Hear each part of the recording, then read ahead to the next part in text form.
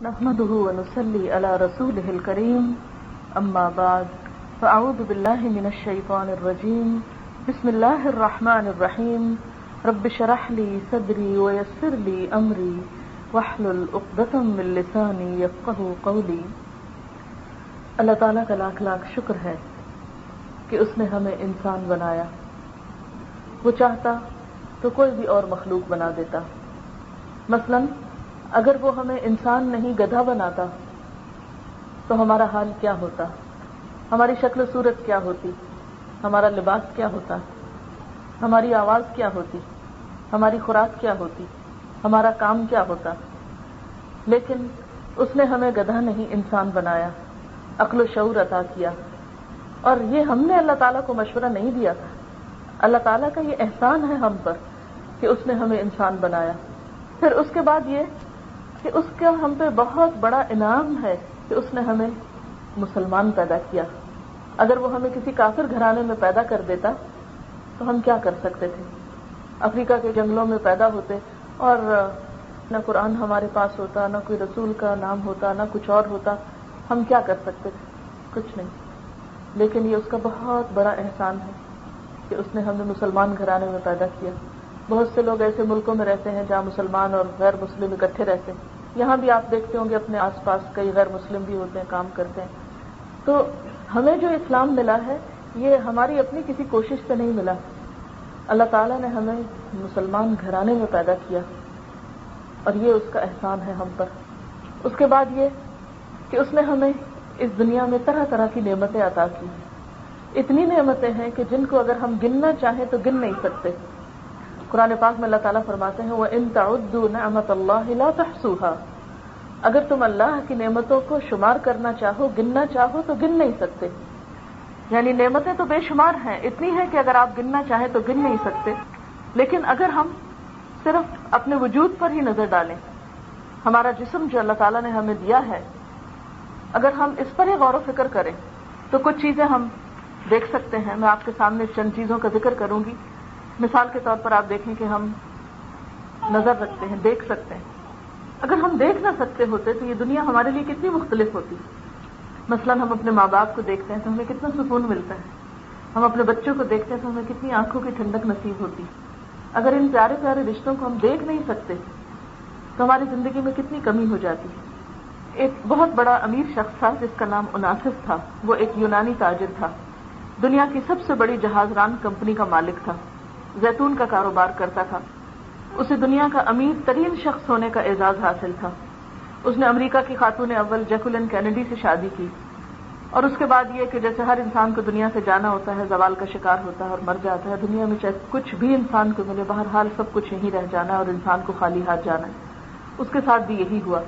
جب وہ فوت ہو گیا تو اس کی زندگی پر ایک فلم بنائی گئی، اور اس میں یہ انکشاف کیا گیا کہ جو اوناسس تھا اس کو ایک عجیب و غریب بیماری تھی، اور وہ بیماری کیا تھی کہ اس کی یہ جو آنکھیں ہیں، ان کے پپوٹے جو ہیں یہ خود سے نہیں اٹھا سکتا تھا۔ یعنی ہم دن میں کتنی دفعہ آنکھیں چپکتے ہیں، نیچے اوپر کرتے رہتے ہیں، ذرا سی روشنی پڑے تو ہم آنکھیں بند کر لیتے ہیں، کوئی چیز ہمیں پسند نہ ہے ہم آنکھیں بند کر لیتے ہیں، اور ویسے بھی تھک جاتی ہیں ہماری آنکھیں تو بار بار جھپکتے رہتے ہیں ہم۔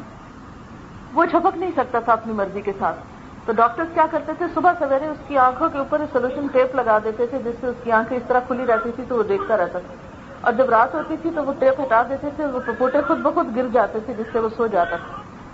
اس سے پوچھا گیا کہ تمہاری سب سے بڑی خواہش کیا ہے؟ یعنی تم اتنے امیر آدمی ہو، اتنی بڑی عورت سے شادی کی، سب کچھ تمہیں ملا، تمہاری زندگی کی خواہش کیا ہے؟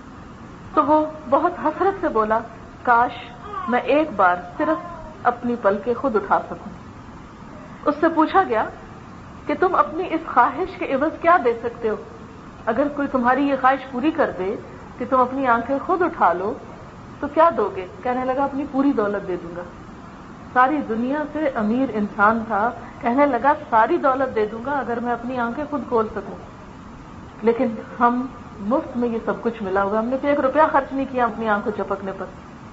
لیکن سچے دل سے بتائیے میں نے اور آپ نے دن میں کتنی بار کبھی اس کا شکر ادا کیا کہ اللہ تیرا شکر ہے کہ ہم اپنی آنکھیں خود کھول اور بند کر سکتے ہیں۔ پھر اسی طرح آپ دیکھیں کہ نہ صرف یہ کہ آنکھیں، بلکہ اس کے علاوہ ہمارے کان، ہمارا دل، یہ ساری بے پناہ نعمتیں ہیں جو اللہ پاک نے ہمیں عطا کی ہیں. مثلا ہمارا دل جو ہے یہ آٹومیٹک مشین کی طرح ہے. بتائیے دنیا میں کوئی ہے آٹومیٹک مشین ایسی کہ جو کبھی خراب نہ ہوئی ہو؟ آپ واشنگ مشین لاتے ہیں کہ فلی آٹومیٹک ہے، کپڑے ڈالے اور وہ پھر بند کر دیں، لیکن کچھ عرصے کے بعد وہ بھی کباڑا ہو جاتی، ختم ہو جاتی ہے، آپ اس کو پھینک دیتے ہیں. لیکن یہ دل ماں کے پیٹ میں بچہ ہوتا ہے تو دھڑکنا شروع کرتا ہے، کام کرنا شروع کرتا ہے، اور پھر وہ کرتا چلا جاتا ہے. مثلا ایک شخص 80 سال کا ہے یا 90 سال کا ہے اور 100 سال کا ہو کے فوت ہوا تو 100 سال اس کا دل آٹومیٹیکلی کام کر رہا ہے. اچھا، جب آپ کوئی مشین چلاتے ہیں تو آپ کو کہیں نہ کہیں سے بجلی لگانی پڑتی ہے اس کے لیے، یا بیٹری ڈالنی پڑتی ہے. ہم نے اپنے دل میں تو کوئی بیٹری نہیں ڈال رکھی، کوئی بجلی کا پلگ نہیں لگا رکھا. پھر یہ مشین کیسے چلتی ہے؟ کون چلاتا ہے اس کو؟ سارا وقت اس میں خون پمپ کرتا رہتا ہے. کتنی بڑی نعمت ہے. اگر یہ 1 گھنٹے کے لیے اپنا کام چھوڑ دے تو ہم زندہ نہیں رہ سکتے. لیکن بتائیے کہ میں نے اور آپ نے اس دل کے دھڑکنے پر کتنا شکر ادا کیا. اسی لیے تو اللہ تعالیٰ فرماتے ہیں نا کہ وَجَعَلَ لَكُمُ السَّمْعَ وَالْأَبْصَارَ وَالْأَفْئِدَةَ قَلِيلًا مَا تَشْكُرُونَ. اس نے تمہارے لیے کان اور آنکھیں اور دل بنائے، لیکن تم کتنا کم شکر ادا کرتے، کتنا تھوڑا شکر ادا کرتے. پھر اسی طرح یہ ہماری زبان جو ہے بولنے کا کام بھی دیتی ہے، ذائقے کا کام بھی دیتی ہے.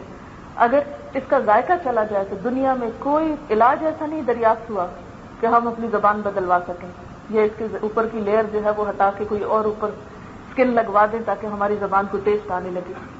کوئی اس کی ریپلیسمنٹ نہیں ہے. پھر اسی طرح یہ جو ہونٹ ہیں ہمارے، اگر خدا نہ خواستہ ان کو کچھ ہو جائے، یہ ہونٹ نہ ہو تو ہم بول نہ سکیں، ہم کھا پی نہ سکیں. آپ کہتے پانی پینے کے لیے اگر یہ ہونٹ آپ سکیڑ لیں تو خالی دانتوں سے پانی نہیں پی سکتے، آپ خالی زبان سے نہیں بول سکتے جب تک کہ ہونٹ ساتھ نہ دیں. کہتے ہیں کہ 30% جو الفاظ ہیں وہ ہمارے ہونٹوں کے ذریعے ادا ہوتے ہیں. پھر اسی طرح آپ دیکھیں کہ ہمارے منہ کے اندر جو لعاب دہن ہے، اگر یہ لعاب دہن خشک ہو جائے تو ہم ایک لفظ نہ بول سکیں. کبھی ہوتا ہے نا کہ تھوڑا سا گلے میں کانٹا سا آ جاتا ہے یا خشک ہو جاتا ہے منہ، تو آپ کہتے ہیں کہ زبان سوکھ رہی ہے، پانی پی کے پھر بولتے ہیں، بات ہی نہیں ہو پاتی. بعض لوگوں کو اگر اس کی تکلیف ہو جائے کہ ان کے منہ میں لعاب دہن پراپرلی نہیں بنے تو ہر وقت پانی ان کو ساتھ رکھنا پڑتا ہے، ہر تھوڑی دیر کے بعد پانی منہ میں ڈالنا پڑتا ہے، تب وہ صحیح طور پر کام کر سکتے ہیں.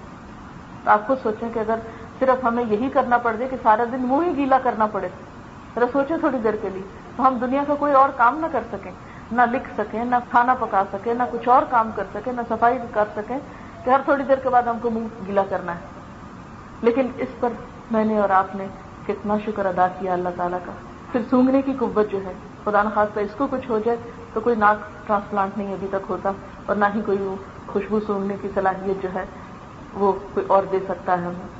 پھر اسی طرح سننے کی طاقت جو ہے، یہ بھی اللہ تعالیٰ کی نعمتوں میں سے ایک بہت بڑی نعمت ہے. اگر خدا نہ خواستہ ہے کان میں کوئی خرابی ہو جائے تو کوئی دوسرا کان لا کے نہیں دے سکتا. وہ سننے کا آلہ تو لگاتے ہیں، لیکن آپ نے دیکھا ہوگا جن لوگوں کا وہ آلہ لگتا ہے ان کو کتنی بیچاروں کو پرابلم ہوتی ہے. پھر اسی طرح ہم دیکھتے ہیں کہ ہمارے پھیپھڑے جو ہیں، ہمارے ہاتھ پاؤں ریڑھ کی ہڈی، یہ سب کچھ خود بخود کام کر رہے ہیں. آپ دیکھیں کہ جانوروں کے اندر بھی ریڑھ کی ہڈی ہوتی لیکن وہ کھڑے نہیں ہو سکتے. ایسا گدھے کے اندر بھی یہ ہڈی ہوتی مگر وہ سیدھا نہیں کھڑا ہو سکتا، اس بیچارے کو ایسے ہی کھڑا ہونا پڑتا ہے، بھینس کو ایسے ہی کھڑا ہونا پڑتا ہے. لیکن یہ انسان ہے کہ اللہ نے اس کو سیدھا کیا، مگر ہم اس کا شکر ادا کرنے کی بجائے گردن اور اکڑا لیتے ہیں اور تکبر میں مبتلا ہو جاتے ہیں اور اللہ کے آگے جھکتے نہیں ہیں، عاجزی نہیں پیدا کرتے اپنے اندر. پھر اسی طرح جگر ہمارا جو ہے، لیور، یہ ایک ایسی بڑی نعمت ہے. کہتے ہیں کہ 40 فیکٹریوں کا کام کرتا ہے یہ. اگر یہ خراب ہو جائے تو جگر ٹرانسپلانٹ کرانے پہ 40 لاکھ روپے کم از کم لگتا ہے، اور وہ بھی صرف 6 ماہ کام کرتا ہے، اس کے بعد وہ بھی کام نہیں کرتا. تو آپ خود سوچیں کہ دنیا بھر کی دولت ہم خرچ کر ڈالیں تو یہ ساری نعمتیں اپنے اندر نہیں ڈال سکتے جو اللہ تعالیٰ نے ہمیں مفت میں دی ہیں. اب سوال یہ پیدا ہوتا ہے کہ ان ساری نعمتوں کو دے کر اللہ تعالیٰ ہم سے کیا چاہتے ہیں؟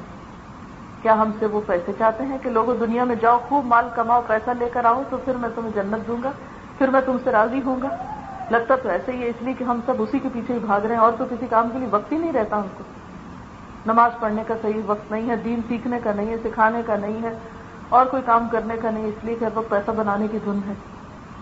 پھر اسی طرح اور جتنی بھی نعمتیں ہمیں اللہ تعالیٰ نے دی ہیں تو سوچنے کی بات یہ ہے کہ ان نعمتوں کو پا کر اللہ تعالیٰ ہم سے کیا چاہتے ہیں.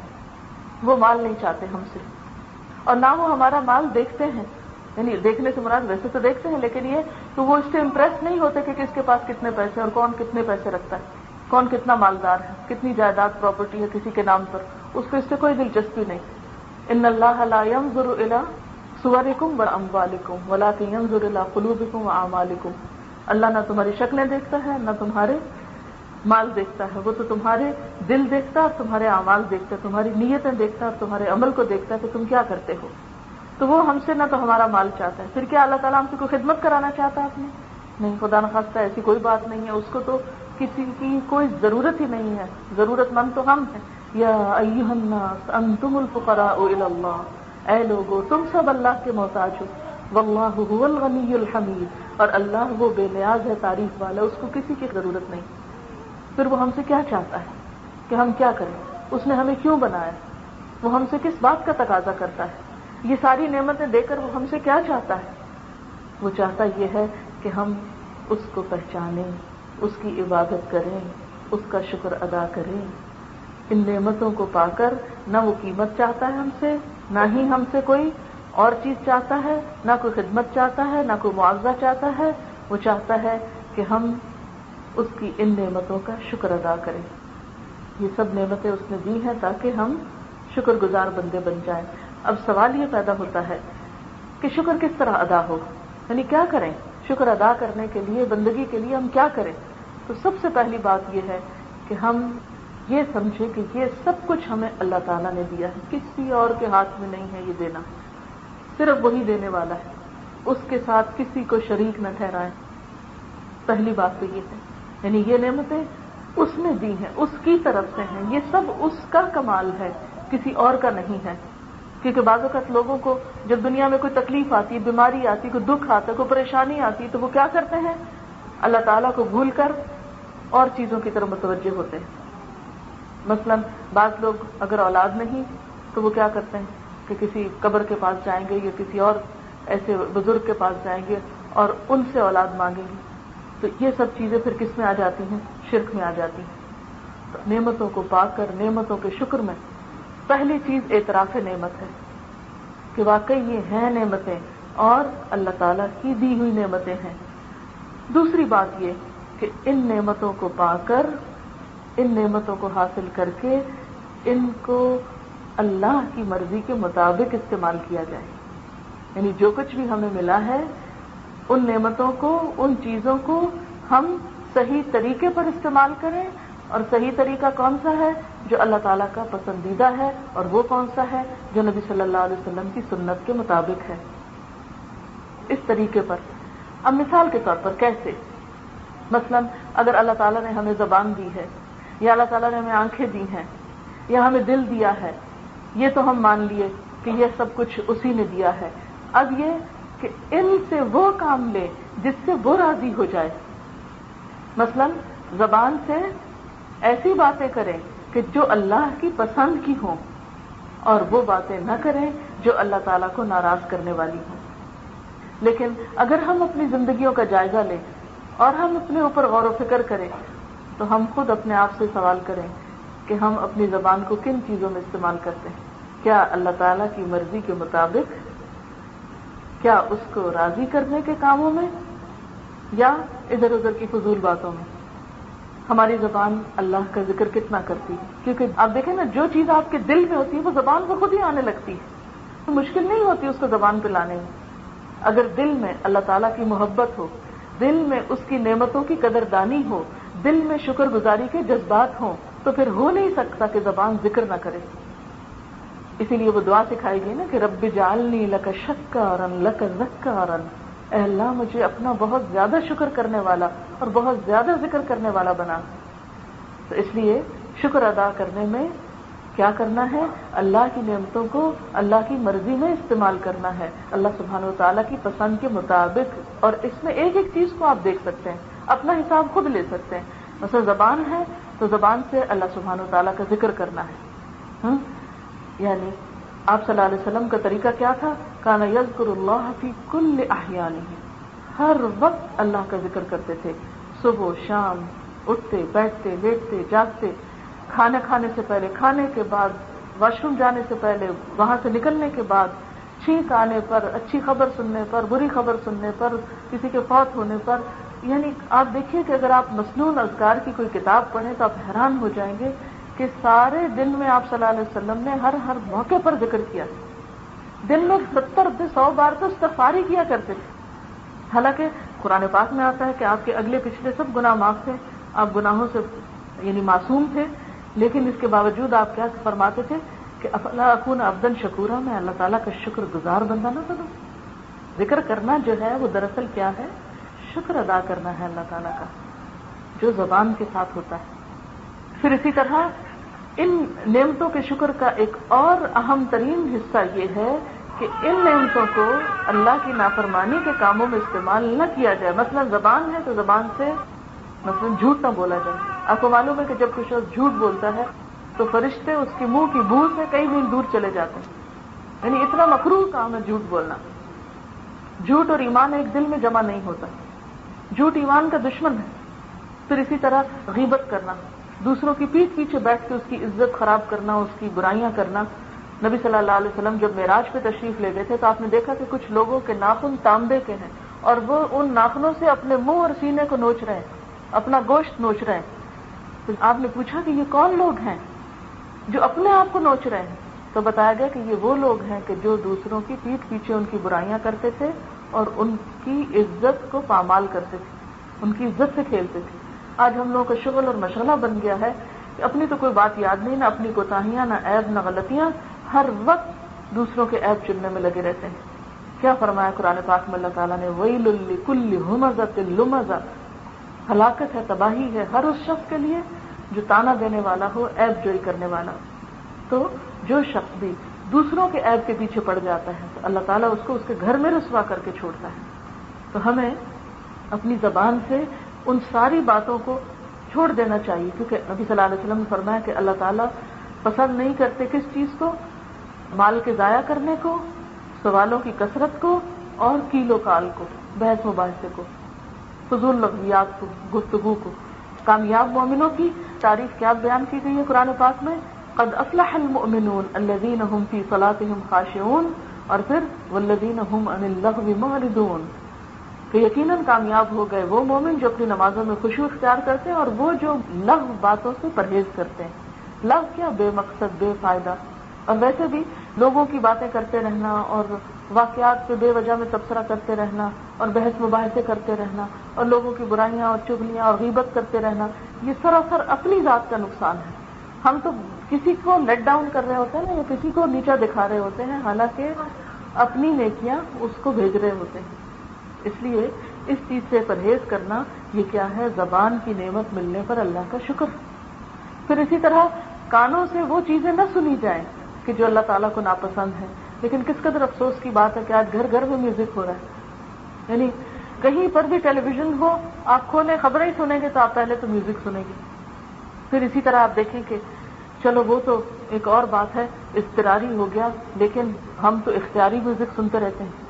یعنی بہت سے لوگوں کا مشغلہ ہی کیا ہے، پسندیدہ کام ان کا کیا ہے؟ میوزک سننا، اٹھتے بیٹھتے کھاتے پیتے، حتیٰ کہ واش روم تک میں لوگ گاتے بجاتے جا رہے ہوتے ہیں.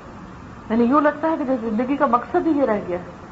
تو یہ کیا ہے؟ یہ اللہ تعالیٰ کا ذکر تو ہم نہ سنتے ہیں نہ کرتے ہیں. ابھی ہم حرم میں تھے تو میں نے یہ بات بہت نوٹ کی کہ عموماً جب قرات شروع ہوتی تو بچے چیخم دھاڑ مچا دیتے ہیں، اتنا شور کرتے، اتنا روتے چیختے ہیں. وہ حیرانی ہوتی ہے کہ اللہ کا ذکر ہو رہا ہے، ان کو کیا ہو گیا، یہ کیوں چیخ رہے ہیں؟ پھر مجھے یہ بات سمجھ میں آئی کہ اگر یہ روز گھر میں تلاوت سنیں، روز ان کے گھر میں قرآن پاک کا کیسٹ لگے، یہ بچے روز سنیں، تو یہ یہاں آ کے چیخیں نہیں، یہ قرآن سن کے ڈرے نہیں، یہ قرآن سن کے روئے نہیں، بلکہ قرآن کی آواز سے ساتھ ہی خاموش ہو جائیں، آرام سے بیٹھ کے سنیں. کیونکہ یہ بات تجربے سے ثابت ہوئی ہے. برطانیہ میں اس پر ایک تجربہ ہوا کہ کچھ ماؤں کو جب بچے ان کے پیٹ میں تھے تو ایک خاص قسم کا میوزک سنایا گیا. جب وہ بچے پیدا ہوئے تو وہ جب روتے تھے ان کو وہ میوزک سناتے تھے، وہ چپ ہو جاتے تھے جو وہ ماں کے پیٹ میں سنتے رہے. تو اس سے وہ تجربہ کیا کہ جس آواز سے بچے مانوس ہوتے ہیں اس کو سن کر ان کا خوف دور ہو جاتا ہے. لیکن ہمارا حال کیا ہے کہ ہمارے بچے قرآن سن کے رونا شروع کر دیتے ہیں. ماں نماز پڑھنے لگتی، بچے رونا شروع کر دیتے. کیوں روتے ہیں؟ اگر ماں پہلے دن سے نماز پڑھتی ہو ان کے سامنے تو بچوں کو پتا ہو کہ ماں نے اتنی دیر تو خاموش ہونا ہی ہے، یہ تو اس کا کام ہے. یہ تو دن میں 5 دفعہ ایسے ہوتی ہے، اس لیے وہ بھی ساتھ کھڑا ہو جائے گا، وہ بھی سجدے کرنے لگے گا، وہ بھی آگے آ کے لیٹ جائے گا، لیکن وہ روئے گا نہیں، وہ چیخے چلائے گا نہیں. تو یہ ہم ماؤں کی ایک بہت بڑی ذمہ داری ہے کہ ہم اپنے بچوں کی اچھی تربیت کریں، اور اسی وقت ہو سکتی ہے جب ہم اپنی اچھی تربیت کریں اور اپنے آپ کو حرام سے بچائیں. اگر ماں خود کو حرام سے نہیں بچا سکتی تو بچے کو کیسے منع کر سکتی کہ تم یہ کام نہیں کرو؟ اگر ہم خود اپنے گھروں میں فلمیں دیکھ رہے ہوں بیٹھ کے تو ہم بچوں کو کس طرح منع کر سکتے ہیں کہ وہ نہ دیکھیں؟ جس چیز سے ہم خود نہ روک سکتے ہوں ہم دوسروں کو روک ہی نہیں سکتے. یعنی باہر کی تبلیغ تو چھوڑیں، ہر ماں گھر میں ایک مبلغہ ہے، ایک معلمہ ہے. ماں کی گود جو ہے وہ ایک مدرسہ ہے.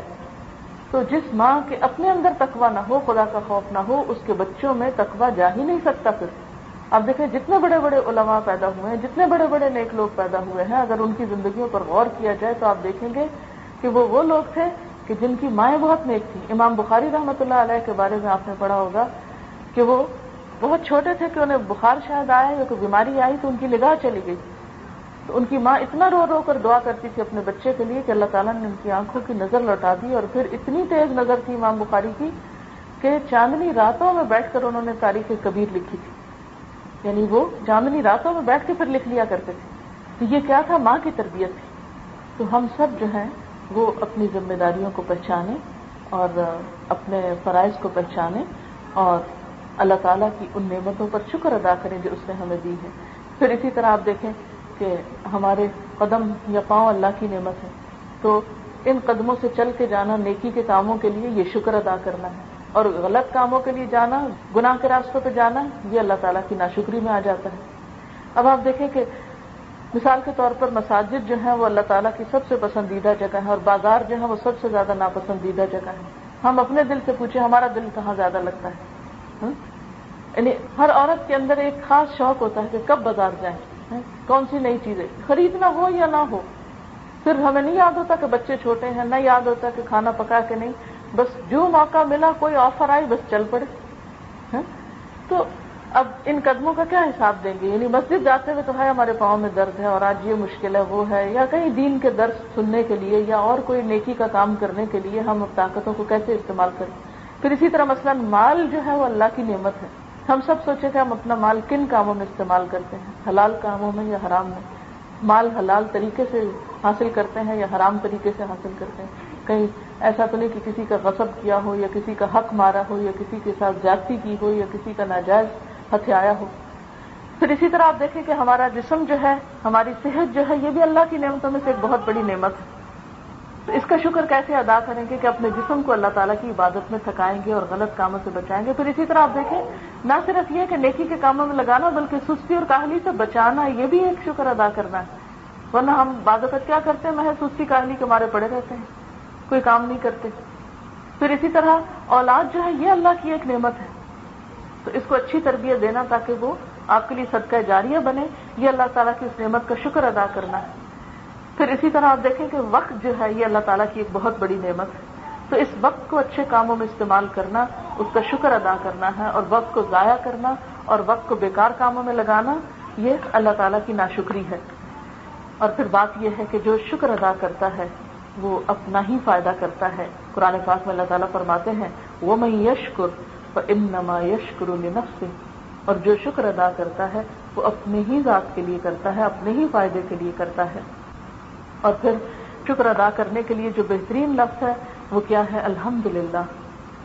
اور الحمدللہ کا فائدہ کیا ہے کہ الحمدللہ تملأ المیزان، میزان کو بھر دیتا ہے.